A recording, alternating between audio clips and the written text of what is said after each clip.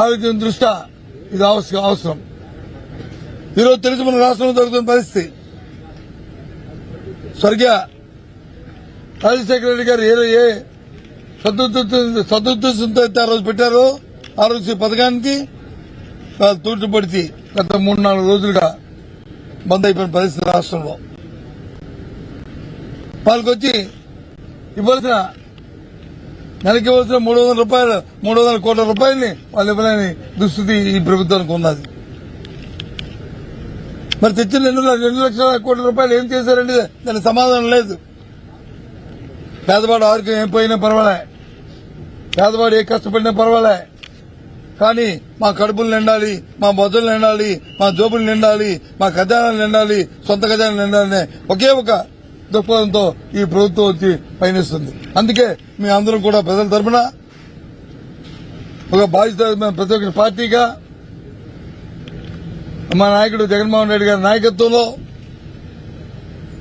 ఈ ప్రైవేట్ కళాశాలని వైద్య కళాశాలను ప్రైవేట్ పరం చేయడానికి వీల్లేదని దృఢనిశ్చయంతో మేము చెప్తున్నాం. మేము నమ్మాం, మా సిద్ధాంతం నమ్మాం.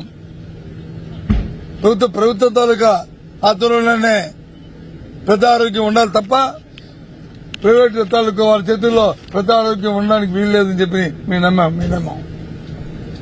అంతేకాదు ఆరోగ్యంతో పాటు సామాన్యుల తాలూకా చదువు, పేదవాడి తాలూకా ఒక వైద్య ఎంబీబీఎస్ చేయాలంటే, చదువుకోవాలంటే ఇవాళ ఉన్న ప్రభుత్వ విధానాల్లో ఏబీసీ దాంట్లో మెరిట్ లో గాని, సెమీ మెరిట్ లో గాని, లేకపోతే వారు క్యాపిటేషన్ ఫీజు కట్టుకోవడం కానీ ఇవాళ చదువుకోవడం ఎంత కష్టమనేది ఆలోచన చేయమని అడుగుతున్నాం.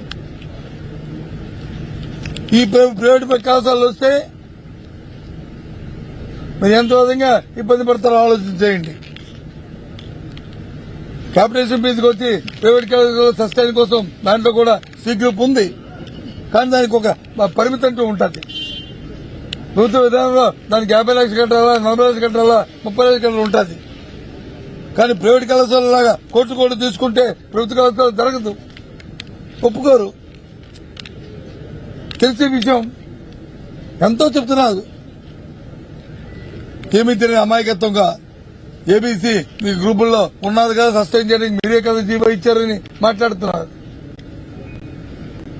చూడండి, ఆలోచించండి మేధావులారా, ఈ రాష్ట్రంలో పెద్దలారా.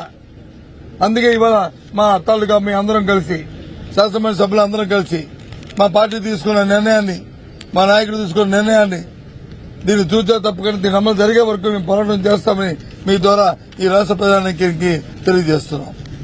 Thanks for watching Treenetry TV. Please subscribe, like, comment and share.